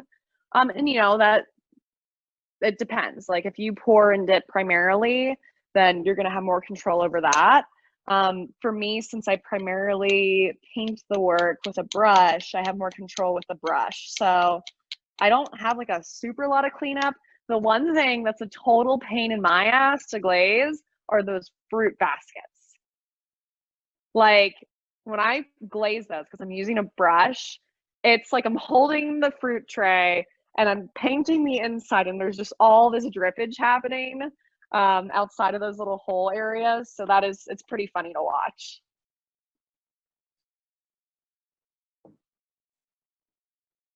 All right, so I think we're good. One thing that I'm just gonna look at to make sure that I'm into with this piece is this line right here one more time. And it kind of seems like it's doing one of these. So I'm just gonna give it some light paddling.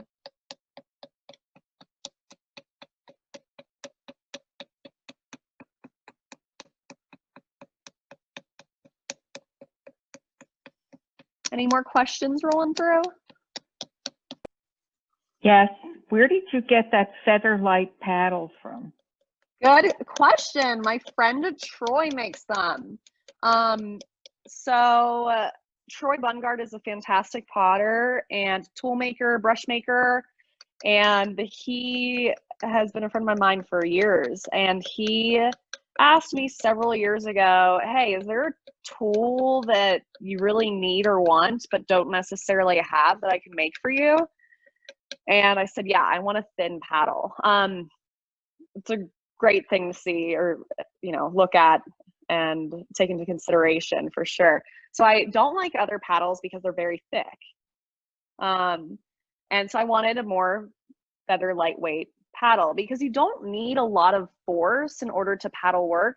It's like a lighter touch in my opinion versus like really going to town and paddling a piece.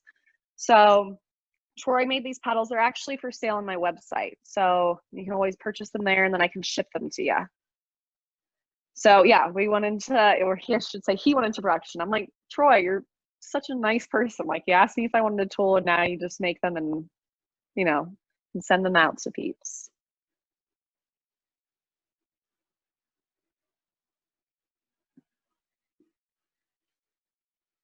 All right, and there we go.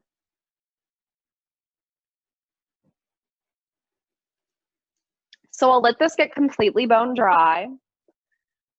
And then I will go through and sidge it. I really, really like the red art sidge on these pieces specifically with the yellow inclusions there. But then after I sidge it with the red art, what I'll do, and I just wanted to show you this real quick as well.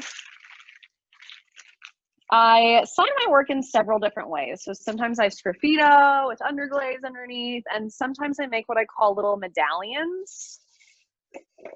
Medallion chop marks. So I'm going to kind of shift the camera here. And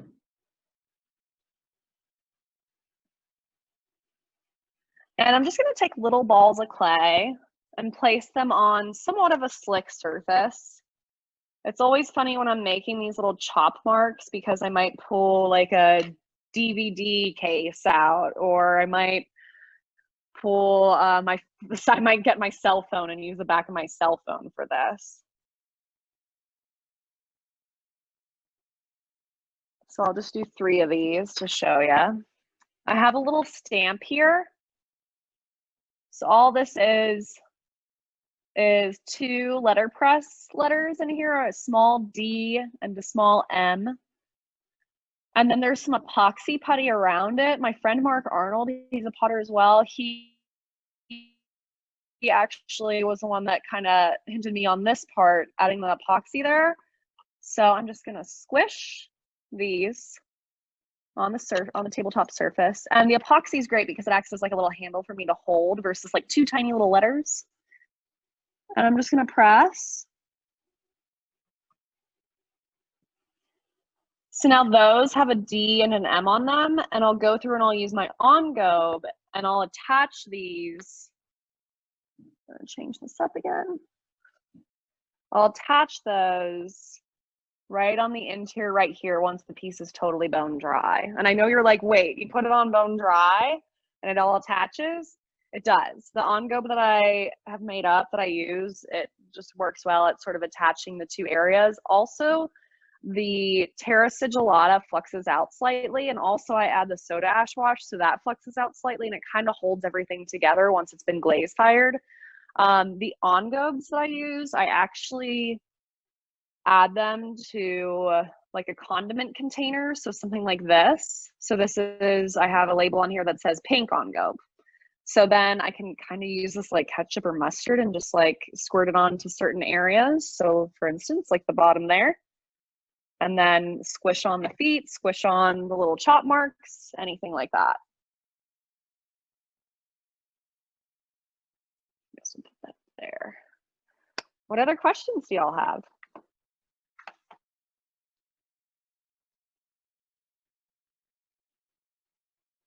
What is an Ongo?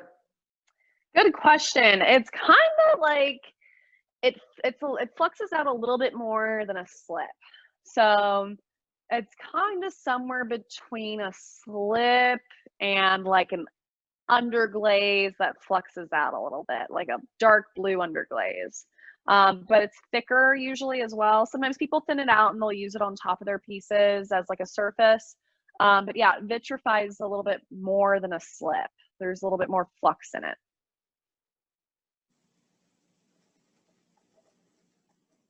So is your plan for this piece, so you said when it's bone dry, you put Terracid on. So do you paint it, do you put it on the entire thing or just certain? Good question. I do. So like if I'm going to put the red art on here, I'll put the red art all over on the outside. I put it on the bottom, everywhere, because it's just clay. On the, about 3 coats actually. On the interior, I put a Sidge on the interior as well. The only reason is because I want to like put a primer coat of color on there, of white on there, so that when I put my liner glaze on the inside, it's a little bit more vibrant. So because this is a red clay, I just want to put like a white slip or something on the inside, but I have so much Sidge, so I'm always just like, yeah, I'll put white Sidge on the inside. Because I don't use slip. Like I use the Ongo, but I use the Terra Sidges, but slip is like, it'd be another added material in my studio that I don't necessarily need. So I have Sidge and that works out well. One thing I like to show everybody too is just how I think about color with my work as well. Like I said, I sketch, but also one of like the cheapest, it's free, tools that you can get from the hardware store are paint chips. So I've just collected paint chips over the years and put them all on like a binder clip, just poke a hole in them. And then I can go through and I can kind of look at these. So what I do when I'm mixing my underglazes, so I buy Imico Velvet underglazes and then I'll mix them together to create different colors because I don't want to necessarily use the color straight out of the bottle. So I'll look at these and I'll kind of think like, okay, I'm like sort of into this color, maybe change it up a little bit. So these help out a lot. Another thing that helps out when I'm making test tiles, I think about that in the same sort of way. So when I make a new edition of like underglaze colors, I'll go through and I'll add those to test tiles and then put them on a binder clip ring. So I can always look and see like, okay, I have the red art sidge. I don't really like how the red underglaze looks with that, so I'm going to use the white sidge and the red underglaze. And then another thing that I use too are test tiles for my liner glazes when I make a new additional liner glazes.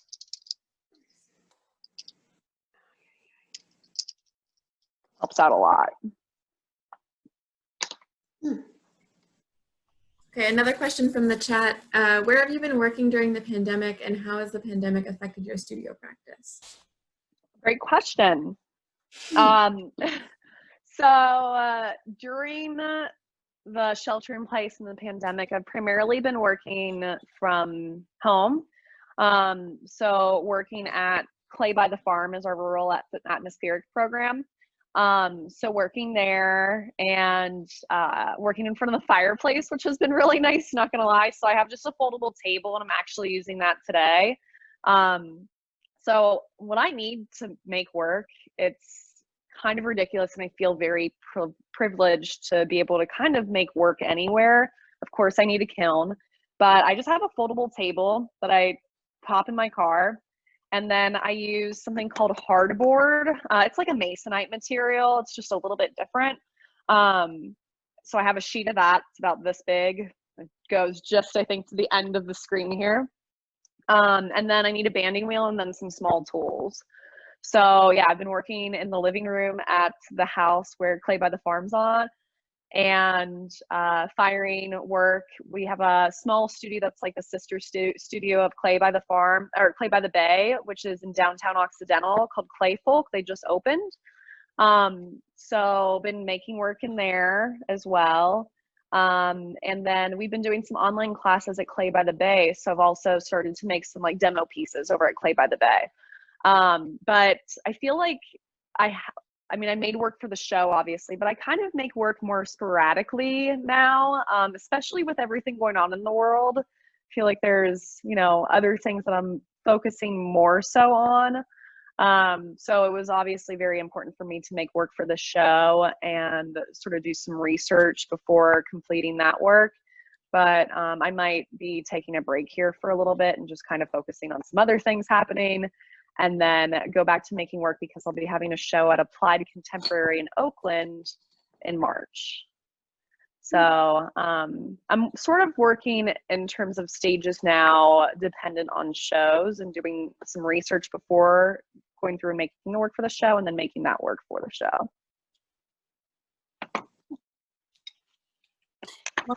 That process, so you put the terracage on and when it's bone dry, and then when do you put underglazes on? Before you bisque or after? Yeah, I put the underglazes on before I bisque. So after the terracage, I put the underglazes on. But sometimes I put underglaze on after bisque too. So if I miss a spot, I'll put more underglaze on. Or if I'm doing a wash, I always do washes when the piece has been bisque fired. So a lot of times with most of the pieces, I actually go through 2 stages of underglaze. So one at the bone dry stage and one at the bisque stage, depending on if there's a wash or not on it.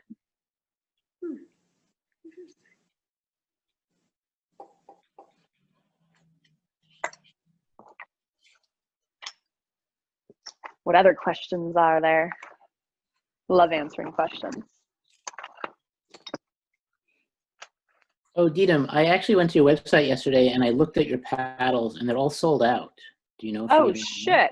Yeah, I'll just add, yeah. No, I have a ton. I just need to okay. add them into the inventory. Thanks for letting me know. And then I just wondered, do you buff the terracage? Oh, that's a great question too.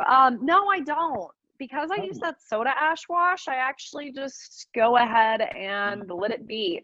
One thing that I do whenever I make a new batch of terracage, I'm very picky about it. Very, very picky. It's a weird test that I do.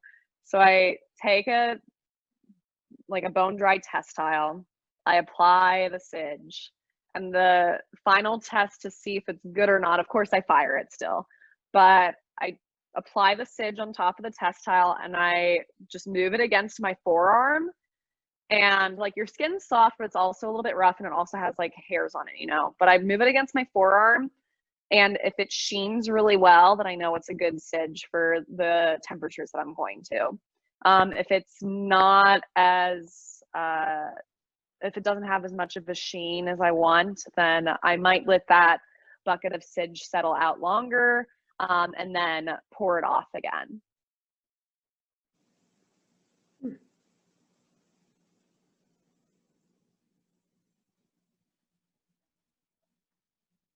What other questions do y'all have?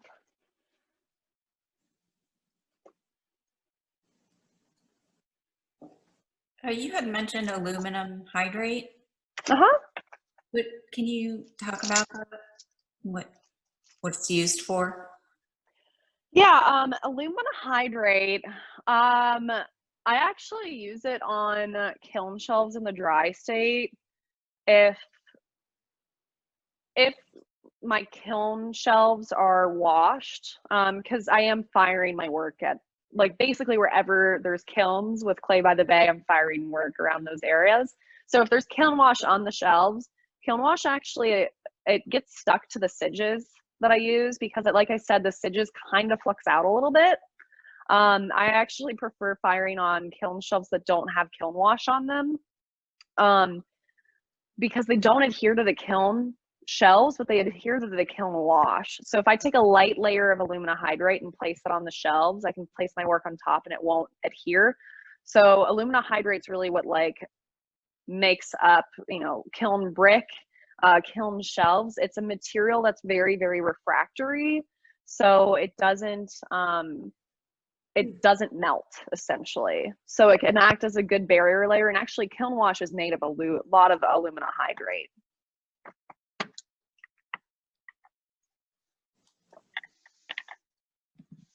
Okay, another question from the chat. Is there any project you're working on outside of clay? I would say right now sketching more so, because I think like, yeah, I work in more sort of processes now in terms of like getting ready for a show, or maybe like a shop update or something like that. So right now it's like I have the work at Greenwich House Pottery, so now it's like kind of take it back and start sketching again. I don't know, I feel pretty artistic in a way in what I do on the day-to-day with Clay by the Bay too, especially right now, because I feel like everybody's trying to figure out ways in order to like work from home.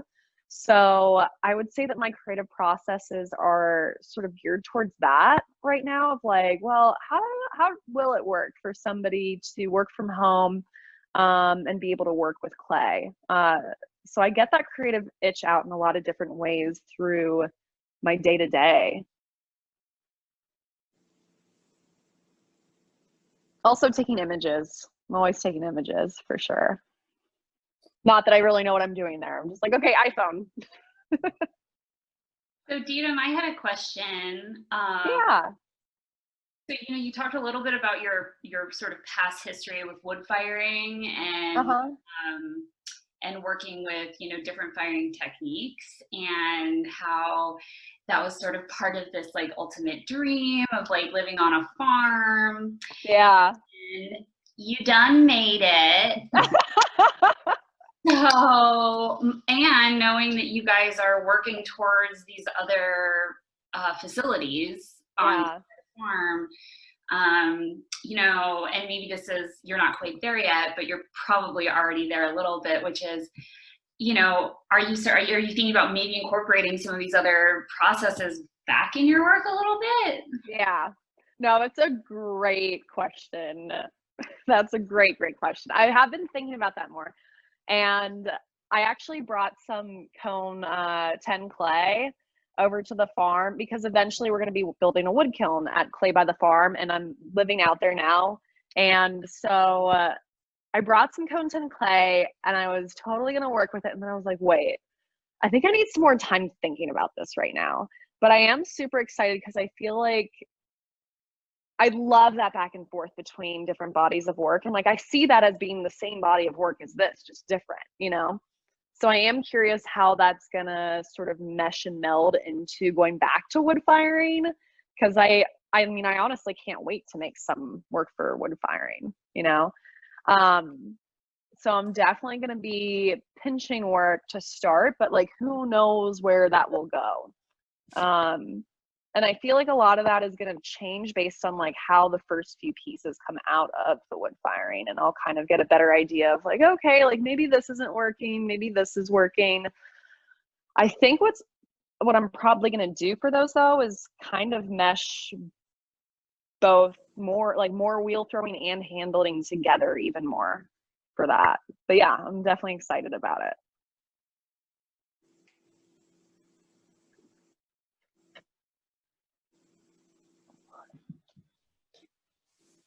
Okay, this might be the last question from the chat. Okay. What kind of wood kiln are you guys going to build? A train kiln for sure. So my coworker Todd Fletcher, he loves wood firing and loves train kilns, which is perfect because I also love train kilns. So we're eventually going to be having Ted Neal out here to build the train kiln. And yeah, we're very, very excited about it. It's a great kiln, especially for education purposes, because you can fire it fairly fast. It doesn't require a lot of wood too, which is fantastic. So yeah, it's a great, great kiln. Love it. And so we have the kiln pad all prepped, and we've been doing some raku firings, obviously holding off right now because there's a lot of different fires going on in California. But we have the kiln pad all ready for the eventual wood kilns. We're super stoked. No pun intended there, right? Yep. With that one. All right, any last questions? Oh, another question from the chat. What other sorts of bisque molds do you have than the one that you demonstrated with? Okay, that's an awesome question. I don't have them with me physically right now, but I have ones for the oval bowls. So I have like basically just arches, like half spheres. So for the plates that are in the gallery, those are made by just using like almost like a plate mold, but without the foot ring, because I like those plates because you can kind of walk around and eat with them because they have a rounded base. And then there's some little dishes that are in the gallery as well that have some luster that's kind of going in stripes. Those are from a bisque mold too. And I can always add additions. What I like about the bisque mold is you can start with a form and then you can add to it. So for instance, like this, like starting with the base with the bisque mold and then adding coils to create more of the walls. And what other bisque molds? I have a lot. I have about 30 to 50 bisque molds. And then I have one plaster mold, and that is for the juicers. So there's a juicer in the show, and the juicing part of it, like the conical sort of part there, that actually juices the lemon or orange or whatever, that part comes from a plaster mold. And I made the plaster mold through throwing a little cone on the wheel and then just cutting a part at it with an X-Acto, and then throwing a ring of clay around it and then pouring plaster inside of it. Yeah, I love that little mold, but I usually don't use plaster. The reason being I always have clay as a material that's in abundance around me. And I also don't like that with plaster. You can't use metal tools, and I love my metal tools.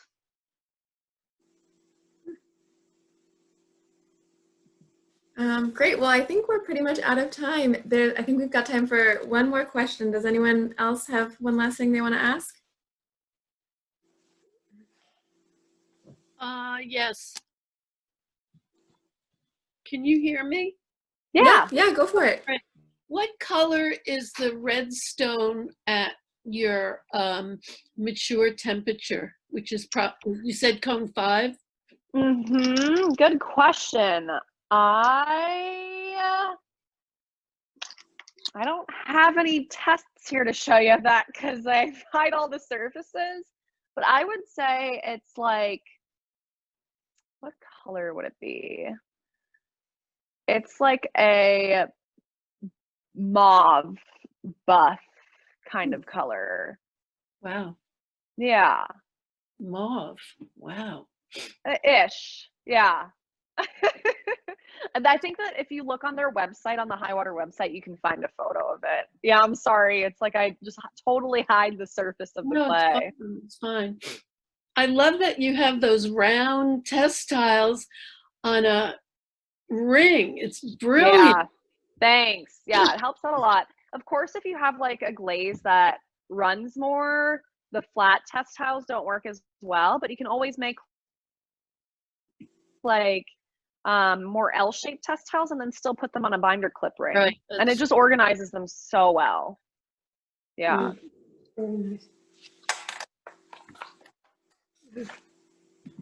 Great. Well, thanks so much, everybody. Thank you. I guess final things.